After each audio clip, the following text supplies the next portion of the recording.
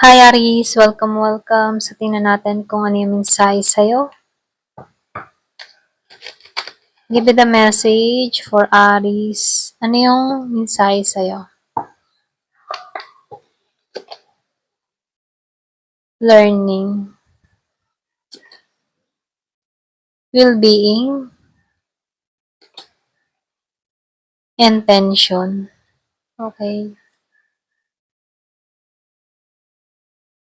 So meron ditong learning. Yung iba sa inyo, patuloy ka pa rin natututo, okay, sa mga pinagdadaanan mo sa buhay. Andito ka sa paglago mo bilang ikaw. So lumalabas din dito, no, merong transformation na nangyayari sa'yo. Nakikitaan ko dito, no, yung iba sa inyo, meron kang swerteng hatid. So, lumalabas din dito, merong renewal na mangyayari sa'yo. Merong pagbabago. Nakikitaan ko din dito, yung iba sa inyo, masyado kang pure, ano. Nakikitaan ko dito yung kabutihan ng puso mo na parang bata. Curious sa mga bagay-bagay, yung iba. So, nafe-feel ko rin dito, no, merong healing vibes ka. Alam mo yon? Yung bang tipong pag nakakausap ka ng tao, may hatid kang magaan na pakaramdam sa kanila pag nakakausap mo sila, okay? Lumalabas din dito, no? May pagtatagumpay kang makakamtan dito, okay? Kung baga aanihin mo yung tagumpay dito. Meron nung nakitang luck, transformation dito, renewal. Hindi madali yung paglalakbay mo, pero nakikitaan ko dito, may paglagong mangyayari at magaganap sa'yo, okay? So, meron dito ang importanteng numero, 25, pwedeng pinanganak ka ng 25, okay? So, dito, lumalabas ano, well-being. Nafe-feel ko dito, ikaw yung tipo ng tao na makatao, okay? Marunong ka sa kapwa. Hindi ka mahilig manamantala ng kahinaan ng iba. Ganun ka. Ganun yung katangian mo or personalidad mo, ano? Mabuti kang tao. Nafe-feel ko rin dito, no? Nakatuon ka ngayon sa pagbabago, marami kang mga pinagdadaanan, very spiritual ka ding tao, yung iba hindi halos lahat.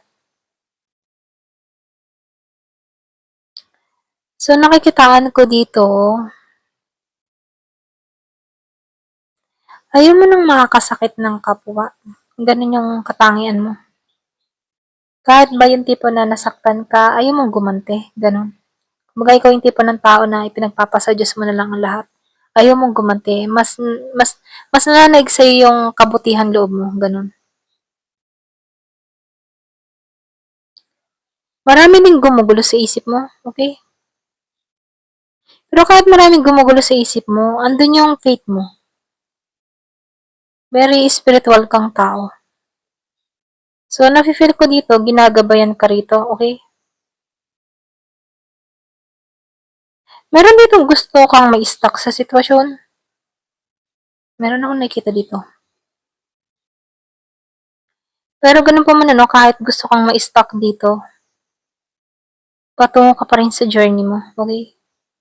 Meron kang makakamtan dito.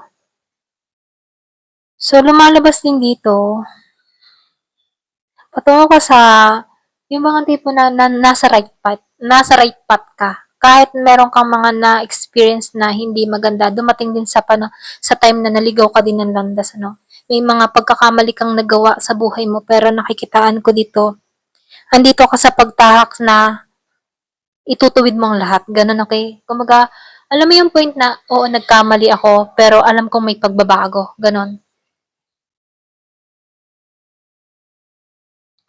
So, nafe-feel ko dito patungo ka sa renewal.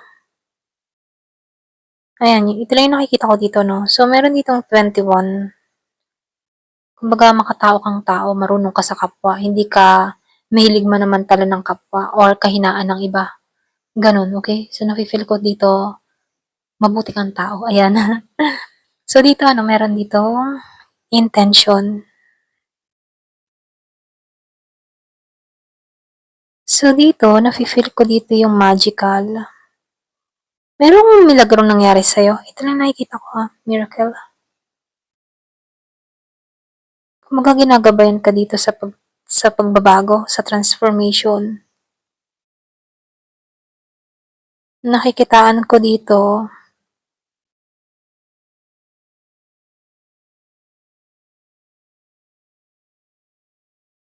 yung bagong simula. Nakatuon ka talaga sa bagong simula. Ganun. Yun yung tinatahak mo sa panahon ngayon, ano? Gusto ko magbago, gusto ko sa pagbabago. At alam mo yun, yung tipo na doon ka nakatuon sa pagbabago, sa mga magbago ang buhay mo, gusto mo magbago ang katayuan mo, meron kang binabago sa sarili mo. So, sinusunod mo yung intuition mo, sinusunod mo yung gabay mo. So, nafe-feel ko dito, malakas yung intuition mo, okay? Kaya dito, ano, kapag meron kang mga kutob-kutob, sundin mo yun. Kasi nakikitaan ko dito, malakas yung faith mo, okay? At ginagabayan ka dito sa tamang direksyon patungo sa pagbabago, okay? So, merong miracle na nangyari sa'yo. Yung iba sa inyo,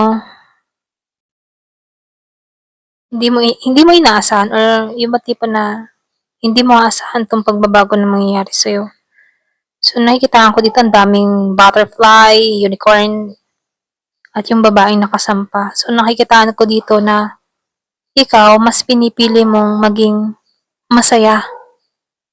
Yung mga meron kang contentan sa sarili mo, hindi ka naghahangad ng kung ano pa man, basta wala kang naapakang tao. Ganun. So, tinatahak mo dito yung panibagong direksyon na may kabuluhan. Hindi ka mahilig sa social media, yung iba sa inyo, no? Mas nananatili ka ngayon sa tama, ganun, okay? Kumbaga ayaw mong sumali sa gulo ng mundo, okay? Ito lang nafe-feel ko sa'yo, okay? Hindi halos lahat sa part na to. Kasi magkakaiba naman kayo ng energy, ganyan. Marami kayong aris, kanya-kanya kayo ng pag-uugali. So, kung energy mo to, mag-comment ka na lang below, okay? So, tingnan natin dito, no? Kung ano pa yung mensahe sa'yo ng angel mo.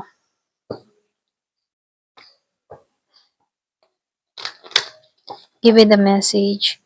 Kumbaga nakikitaan ko dito, merong mangyayari sa'yo na pagbabago, okay? Patuloy ka pa rin lumalago sa panahon ngayon. Araw-araw kang lumalago, araw-araw kang may nadidiscover sa sarili mo. So, nafe-feel ko dito, merong magandang naghihintay sa'yo tungo sa pagbabago. Ayan.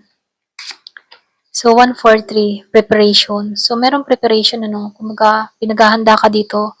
Pwedeng merong malaking naghihintay sa'yo na kung saan, ano, dumating ka sa punto ng buhay mo na meron kang natapos or meron kang nalampasan na pagsubok.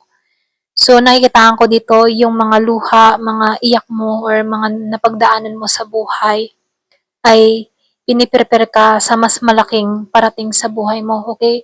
Kumbaga, yung luha, yung mga experience, yung mga masasakit mong naranasan, nakikitaan ko dito, pinaghahanda ka lang doon para mas maging kang matatag na tao at para mas lalo kang lumago, okay? So, nakikitaan ko dito, unexpected yung mangyayari sa'yo na pagbabago na kung saan patungo ka sa kapayapaan mo, okay? So, pagdating naman sa financial mo, nakikitaan ko dito, merong pagbabago ding magaganap dito, okay? Kumbaga yung iba sa inyo, matutuklasan mo yung creativity mo, yung kakayahan mo, at nakikitaan ko dito, yung financial mo, may paglagong mangyayari or magaganap, okay? So, merong affirmation dito. So, sinasabihan ka dito, no? Ilagay mo lang to sa comment. My dreams and desires are coming to fruition, bringing change that I welcome with an open heart and mind. So, nafe-feel ko dito, no, kung madalas mong makita yung 143 angel number, ano, pinagpiprepare ka dito sa malaking biyayang ipagkakalob sa'yo, okay? Hindi man sinabi dito kung ano yung mangyayari sa'yo, pero nakikitaan ko dito, sorpresa yung ipagkakalob sa'yo na kung saan magiging masaya ka rito, okay? Ayan, hanggang dito na lamang po. Thank you for watching. Love and peace.